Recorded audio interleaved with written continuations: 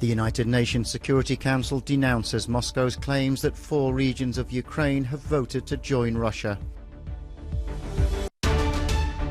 Russia's mobilization operation gets underway as troops receive their first batch of training.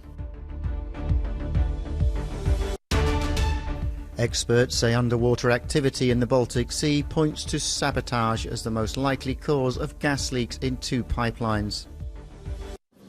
Members of the UN Security Council have denounced Russia following the Kremlin's claim that residents of a large swathe of Ukraine voted overwhelmingly to join Russia in stage-managed referendums. Speaking during a meeting of the Council, the Ukrainian president said his country will not negotiate with Vladimir Putin after the polls in 4 Moscow-held regions.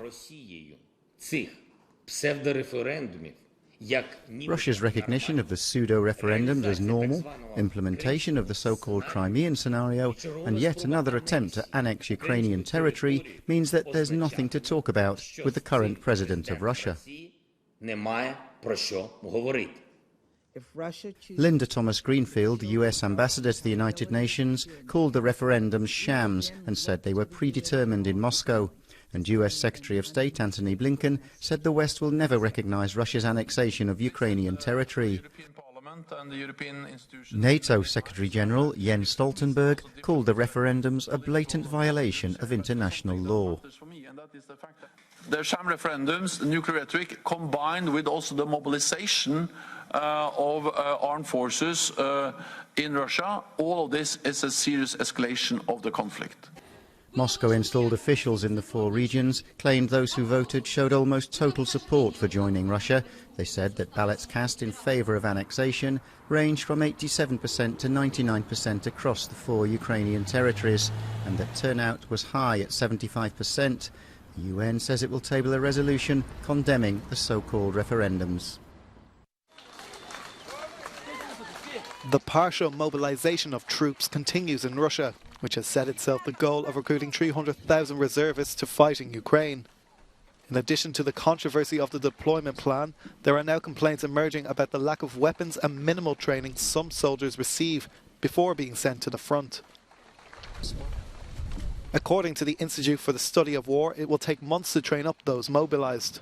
Russian Defense Minister Sergei Shoigu has personally supervised this training group of recruits in Alabino, near Moscow. Always backing the Kremlin's decision, Patriarch Kirill encouraged Russians to mobilize. 2 days ago he stated that Russians dying in Ukraine would wash away their sins.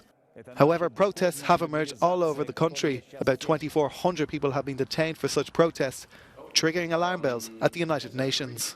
We are deeply disturbed by the large number of people who have been reportedly arrested in the Russian Federation for protesting after the authorities announced a partial mobilization of troops in the context of the armed conflict in Ukraine. Meanwhile, thousands of Russians continue to cross the border to avoid any draft to the army. Around 100,000 have arrived in Kazakhstan, at least 60,000 have entered the EU in the last week, and Georgia is counting around 10,000 Russians entering every day. This woman says that we left Vladikavkaz yesterday at 3 p.m. We bought bicycles and reached the border this way. We were in a queue for ages, and then today we managed to cross the border today at 11 the next morning. This woman with her kids says our car broke down just 100 meters away from here and we were stuck. But we have relied on the kindness of others. That's why we managed to get here. Russia has not closed its borders, but it could stop men at fighting age fleeing to neighbouring countries.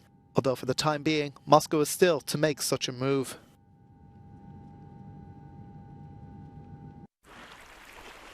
Gas continues to pour into the Baltic Sea from 3 separate leaks on the Nord Stream 1 and 2 pipelines, as experts say it could have been sabotage. Seismologists in Sweden and Denmark say 2 sharp spikes in undersea activity indicate possible explosions. European Commission President Ursula von der Leyen said that if sabotage is proved to be the cause, then whoever did it should expect the strongest possible response. She was commenting after a phone call with the Danish Prime Minister Mette Frederiksen. Sweden's Prime Minister also says the leaks are most likely to have been a deliberate act. We have Swedish information, but have also taken note of information from our contacts with Denmark, and based on that have come to the conclusion that this is probably a deliberate act. It is therefore probably a matter of sabotage. Danish and Swedish authorities issued navigation warnings after 2 unexplained leaks were detected on Nord Stream 1. They came shortly after a separate gas leak was detected on a second pipeline, Nord Stream 2. Nord Stream 1 was shut down by Moscow earlier this month for an indefinite period of time in retaliation for Western sanctions over the invasion of Ukraine. Russia has been accused of weaponizing energy supplies in retaliation.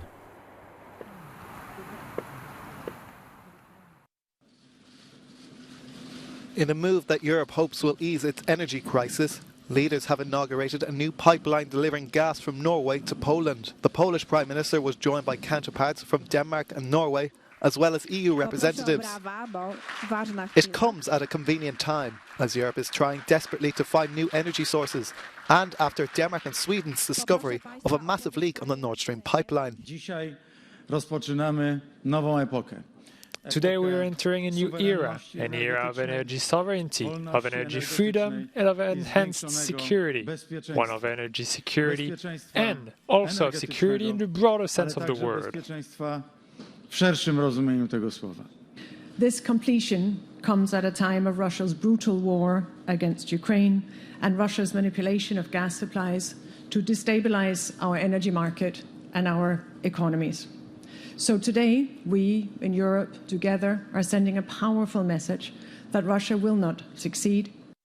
The project, which has been completed ahead of time, is an extension of an existing pipeline that will benefit mainly Poland, but also neighbouring states. Polish gas company PGNiG said in a statement the pipeline could deliver 6.5 billion cubic metres of gas in 2023.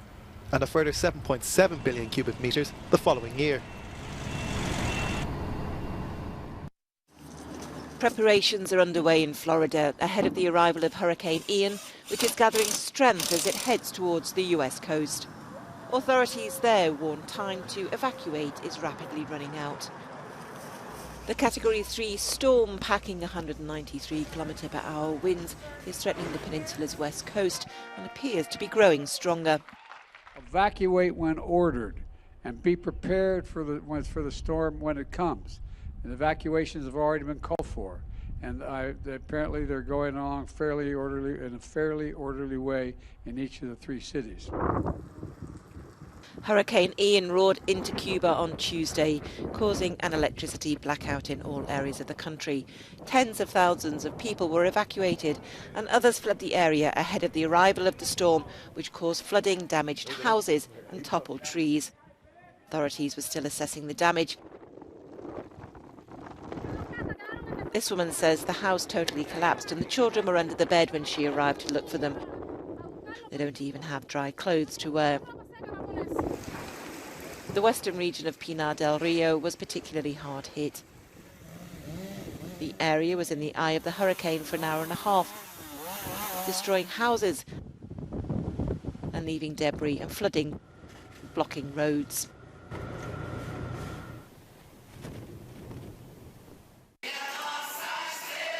Brazil's presidential hopeful Lula da Silva held a campaign rally ahead of the country's first round of voting this Sunday.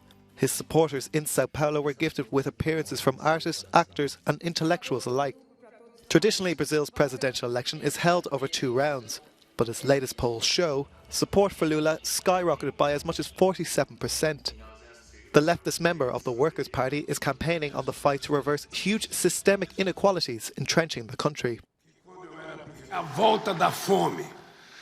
The return of hunger, record unemployment, inflation out of control, excessive prices of food, gas and electricity, the destruction of inclusion policies, family debts and political violence. All this suffering caused by the current government is part of one of the most unfortunate pages in our history. Lula will face off against current President Jair Bolsonaro, who spent the weekend campaigning in the nearby town of Campinas.